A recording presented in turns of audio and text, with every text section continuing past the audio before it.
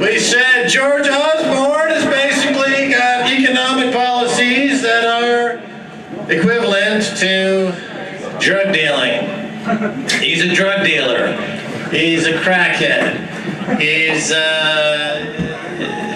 2 days later, we find out that a top advisor to George Osborne has been caught on videotape smoking crack. No!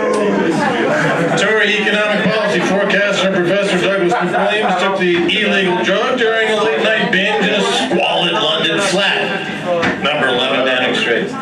Source said he was a regular at the corn tree. He predicted we'll be 165 a year better off with his policies.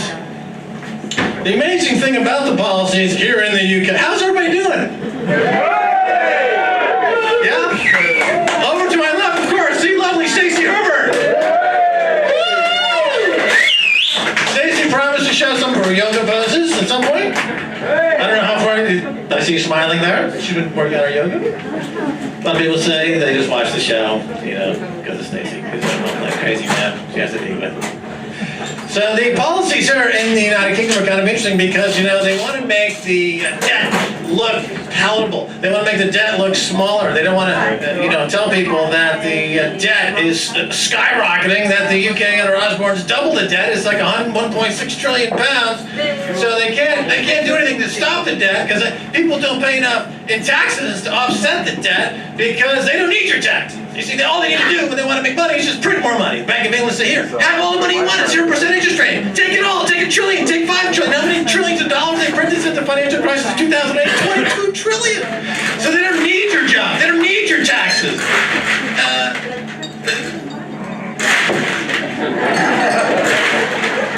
But they need to make cosmetic adjustments. They need to make it look like they're doing something right. So to make the debt in this country look smaller as compared to the GDP, recently Osborne has declared, that this current government, that they will now include in the GDP, give it a $10 billion boost, drugs and prostitution. All right, so the Office of National Statistics, each of UK's 60,879 prostitutes, took 25 clients a week at an average price of £67.16p. Are there any prostitutes in the house? Can you confirm that amount? Is the Office of National Statistics correct? Is it £67 per session, not a prostitute? This fellow charges double that. Okay. Also included there are, according to your government here, 38,000 heroin users with sales of 754 million pounds at 37 pounds a gram. Again, I defer to the audience as I confirm figure. No. Yeah, back there, the one nodding. Yes, he's saying 37, or he's just nodding. So now we've been, of course, battling it out with the regulators and with those who are trying to keep what we have to say from getting to the public, but this is not always working, and we have, I think, some fantastic triumphs over the past year. For example, we completely destroyed Wonga. Wonga, you know, 6 months ago, they were bragging that they had raised interest rates in this country to 5,853%. That was 6 months ago. Today, they just announced a 37 million pound loss after we just unmercifully have gone after Wonga. And our friend Russell Brand, of course. Russell is always, no applause for Russell, yeah. Sick of Russell, he's like everywhere. Too much. All right, so, huge freaking loss. So what's Wonga going to do? They're weighing up a name change as a way to rebrand the company. Yeah, so we got to think of we got to think of names for the new Wonga because there's 1 million new payday loans originated every month here. And, you know, Wonga's out of business, so they're going to rebrand themselves. They're going to come up with some names. You know, prostitutes, whores, payday loans, Incorporated. Anything that would fully flesh out what they do. But the next target after Wonga, and give yourself a round of applause for killing Wonga. Yeah! Wonga's dead, yeah! So now the target of our program, of our campaign, has to be HSBC. Right? Don't we have agreed on that? So HSBC is, here's 5 reasons, the top 5 reasons why the HSBC executives could be in line for decapitation. So here's, well, decapitation works. I mean, it has historically. The Tower of London is quite famous for this. It's a deterrent. It's not decapitalization. That apparently doesn't hold any muster. You see, you have to actually decapitate. So number 5 reasons why the chairman, Douglas Flint, have you seen this guy? It's like, I don't know, 800 or so. But I think that 10-ton fatberg in Chelsea sewer system, I think that was under this guy's flag. This one fellow. Here's number 1. Because LIBOR rigging, we know, is pure. Barclays, well, LIBOR is involved. HSBC, it's a consortium. Barclays, Lloyds, Royal Bank of Scotland, and HSBC are the big top 4 banks. And you are correct, madam. Thank you. Thank you. Big round of applause here. Thank you. There's an employee of the month at Barclays. So Barclays is involved. Okay, fine. Don't work at Barclays.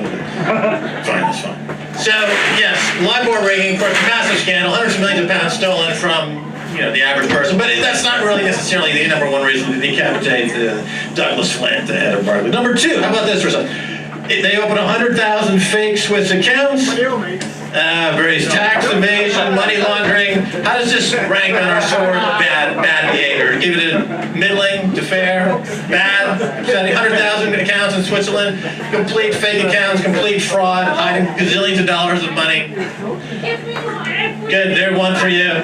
Fine. Number 3, let's see if they are doing actually bad things. They violated U.S. sanctions on Iran by removing the word Iran from wire transfers. Pretty bad? Sound good? Sound good? They also did the same thing for Sudan, Burma, and North Korea. Yes, every single bank. We have to start somewhere, though. We must begin at, the fish rots from the head. We got to start somewhere. We got to, selectively mow down the banks who are just burying them up to their heads and just take a huge freaking lawnmower and go right down the path there. Right? I mean, you would lead this charge. You would be a part of it. But bear with me. Let's go for another reason. The next reason. Let's see if this warrants obliteration. Number 4. The United States sent HSBC a cease and desist letter asking them to stop funding Al-Qaeda. They refused. They refused. They refused. An Al-Qaeda fan, ladies and gentlemen. Fantastic. An Al-Qaeda fan. You've heard about those teens running away to ISIS. This is their mom. There she is, ladies and gentlemen. There's the Mrs. ISIS runaway, teen runaways for 2015. You don't recognize her because she doesn't have a burqa on. There she is, ladies and gentlemen. Okay, that's what she looks like right here. See, also has a sex shop in Mecca. You've heard about it. This is fantastic. Thank you, darling. Let's move right along. And then number 1, I'm relying on you. I'm relying on your judgment. I want you to help me right here. Together, we ectoplasmically were connected from my inner being into your dimension. We're touching. Our souls are touching. If you were having go again, people want to go as here's number 1. Play off each other. Number 1, they work directly with the Sinaloa cartel in Mexico and helped kill 60,000 people! Yay! Yeah, HSBC! Many by beheadings! Yeah! Alright, well, you would think of all this horrible behavior. What happened? The drugs wore off? I was relying on you. You were like my counter points here. I get nothing. You sucked all the oxygen out of the room, and you haven't exhaled yet. We want to give and take. No? Hello? Oh, really? Okay, we'll get into that later. Let's see what's going on. That's okay. We'll just simmer. We'll come back. Think about it. Give it some thought. All right, so who are these bankers in the UK? They are essentially ruled over by the banker in charge, Marconi, who runs the fish and chips. No, who runs the Bank of England. And Marconi, of course, says that jailing bankers will not fix bad behavior. Now, the Bank of England, of which he runs, is there's a probe into whether the staff helped rig auctions before quantitative easing in 2009. Bank of England caught up in a LIBOR rigging and caught in collusion with the Treasury trying to hide a £48 billion black hole of debt as part of the $7 billion stolen during the pensions and insurance scam from Osborne. Stressed Bank of England official stabbed himself to death. Christopher Diamond, 52, found in his car after stabbing himself. 12 bankers have committed suicide in the last year. This is an enormous trend. These bankers, these top bankers, they're committing all this fraud and they're killing themselves. What's the connection? What's going on? We find out that Jamie Dimon at JP Morgan has bought life insurance for employees in the name of the bank. Is there a pattern? Let's see. Well, JP Morgan's associate and wife found dead in apparent murder-suicide inside their New Jersey home. So check this out. This guy bought insurance on his wife, killed her, and then to make more money, he killed himself.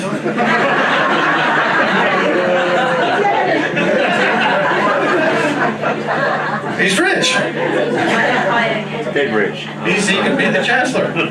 Here's a guy, Lloyd's. You mentioned Lloyd's? I haven't heard you. You've been quiet.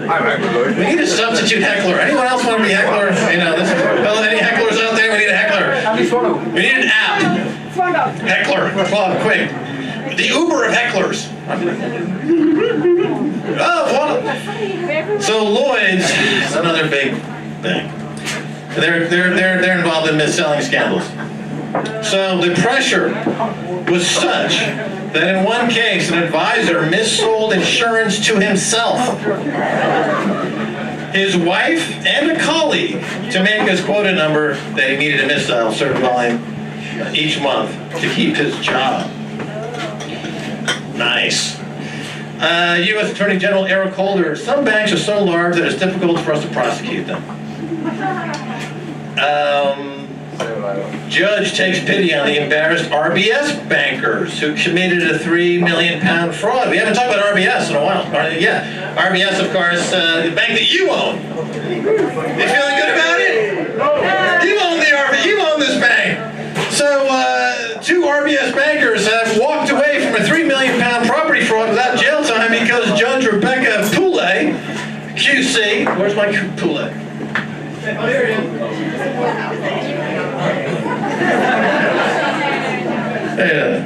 There he is. Maria Poulet. Rebecca Maria Poulet. Hello, I'm Maria Rebecca Poulet, QC. Believes they have already suffered as they were embarrassed by the incident. So in other words, they stole £3 million and then they felt embarrassed, so the judge said that was okay, that they could walk away. Is that right? That's right, Plucky. You got it now. Well, we're all getting plucked, aren't we? That's right, Plucky. I'm Plucky! I'm getting fucking plucked! I'm Plucky! That's a terrible song. Here we have another fellow, Bill Black in the United States. The city of London became the most criminogenic environment in the world for financial fraud, which is why so many UK banks and units of foreign banks located in the city have caused the major scandals in the UK and globally. Right here you find Madoff, AIG, Lehman, LIBOR. And does anyone want to guess why that is? Why is there so much criminality in the banking system right here in London? Why are they? It's the most criminogenic, according to Bill Black, a guy who put 1,800 bankers in jail in the 1980s. It's because of one very simple reason. There's a law on the books right here in the city of London that allows for infinite rehypothecation. Can you imagine what that might be? Infinite rehypothecation. Well, what is rehypothecation? To begin with, hypothecation is when you can lend against securities. If you've got securities in your account, you can lend. Now, there's a rule, like in the United States, where you can't lend more than 140% of value of those securities in your account. But here in London, it's the only jurisdiction in the world that allows for infinite rehypothecation. You can sell the same damaged crap bond, not once, not twice, 10 times, 100 times, 1,000 times, 10,000 times. Infinite amount of times. There's no law against it.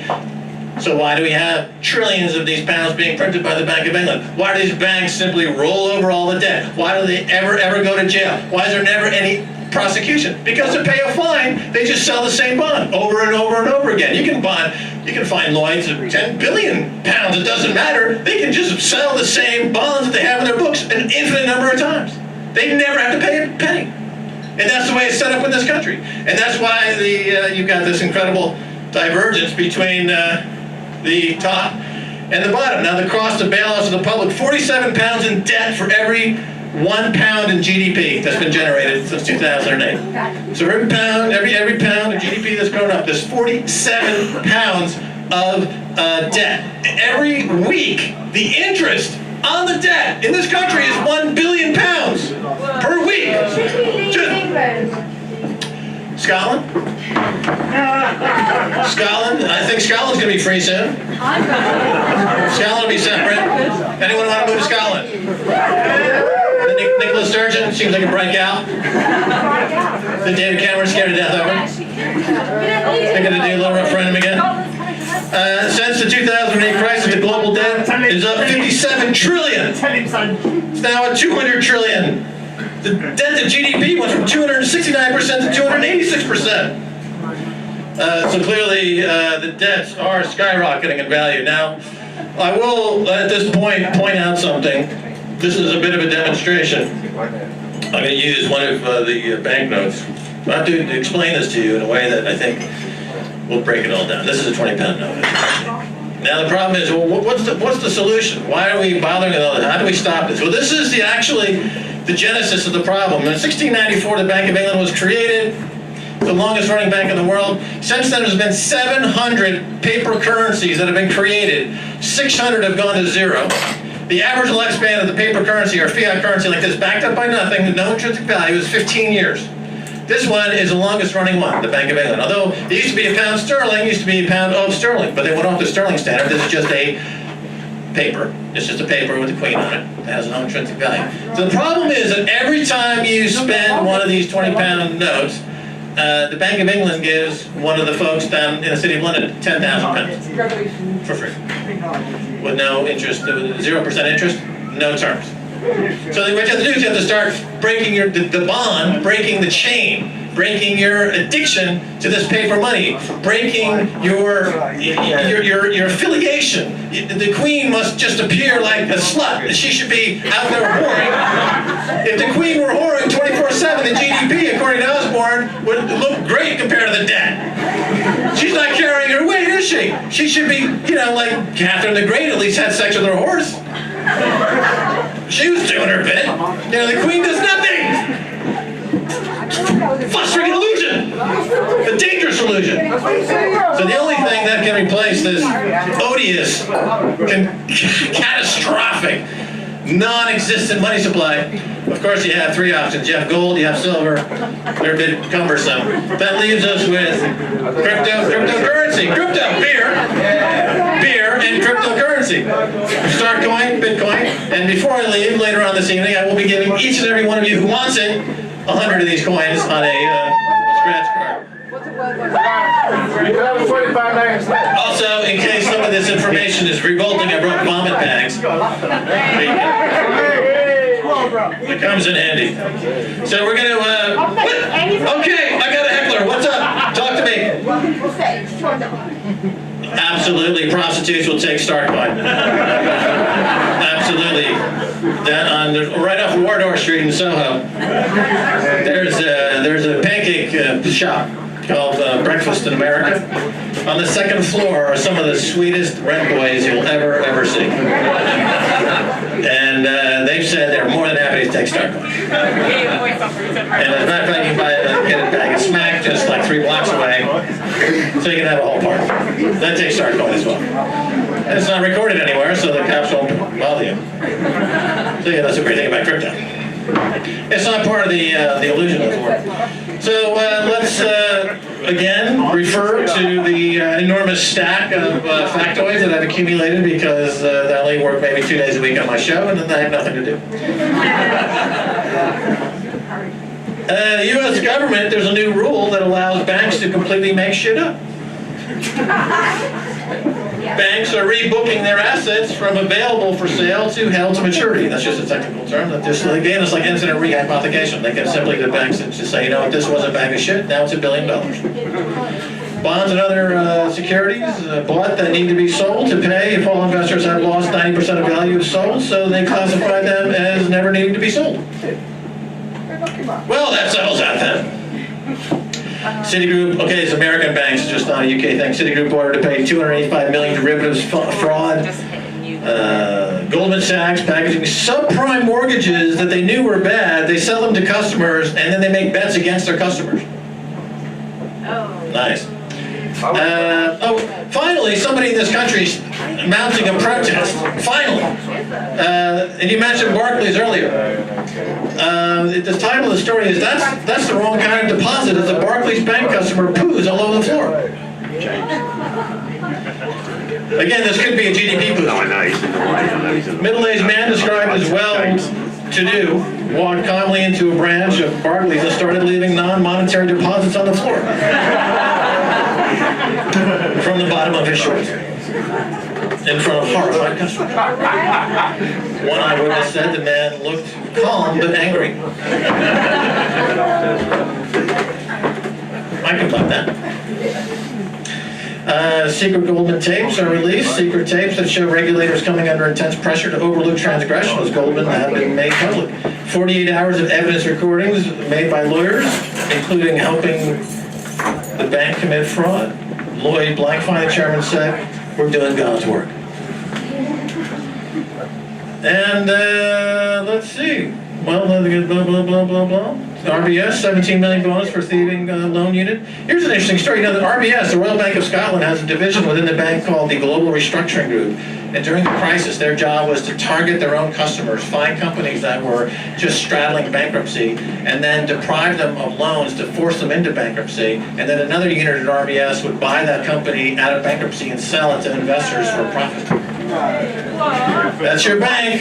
Vince Cable, the business secretary, he said, he signaled, here's a quote, he signaled his unease.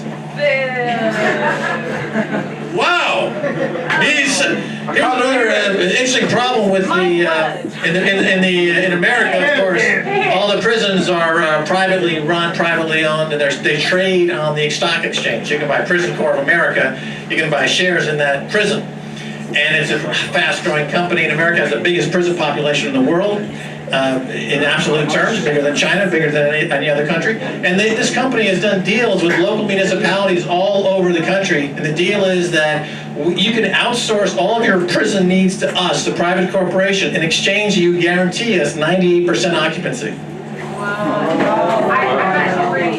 So, there you go. There it is. The 3 strikes rule in America. 3 strikes, 3 strikes you're in prison. Who wrote that? The people who own the prisons, who trade them on the exchange. Now, the reason you can't put a banker in jail is because the moment you put them in jail, they simply buy the bank and set themselves free. I'm sure. Oh,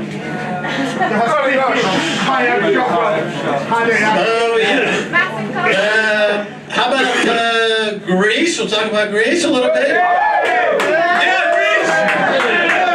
What about Greece? I didn't name Greece.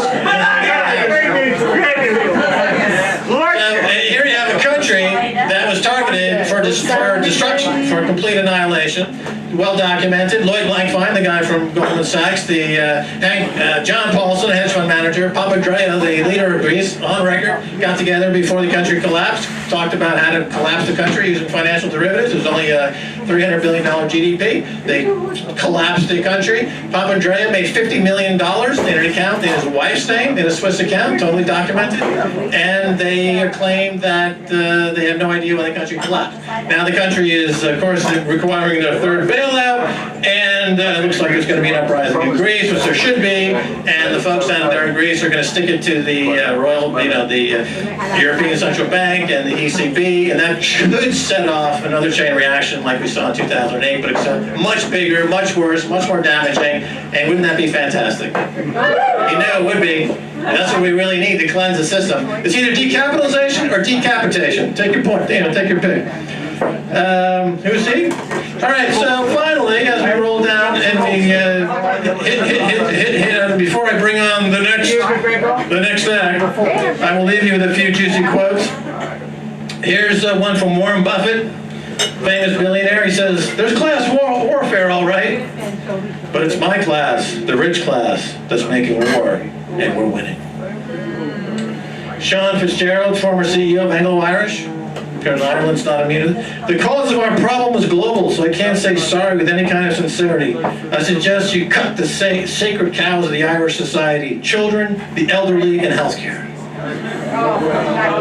Now, Sean, the Anglo-Irish Bank, of course, it's not even they don't even have deposits from regular people. It's just a bank that funds the real estate speculation in Ireland.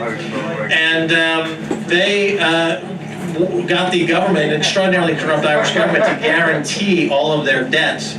And then the government imposed those debts onto the population in the form of austerity and tax rises. And they forced most of the population into suffering extreme poverty. And they didn't have to do it because the debt is non-recourse debt from Anglo-Irish, which by definition means they don't have to pay it back. But for some reason, the government allowed them, forced them to pay it all back. So finally, we end up with one simple fact is that over the past 10 years in this country, the top end is 64% richer. The poor are 57% poor. Okay, and that's not because you're not working. It's not because morally. It's not. It's because it's been engineered. It's been an engineered collapse, an engineered transfer of trillions, as I just described it, using financialization, using bank fraud, which is never punished, which is always paid for with money that can be borrowed at 0% interest. And as a result, there's either decapitalization or decapitation, which is coming soon. So my position. The only good banker is a dead banker. So we can all pray. Thank you.